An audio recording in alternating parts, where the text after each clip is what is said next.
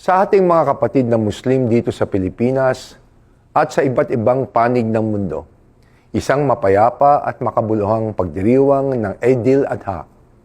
Ang banal na okasyong ito ay paalala ng kahalagahan ng pananampalataya, sakripisyo, pagmamalasakit at pagsunod sa kalooban ng Diyos.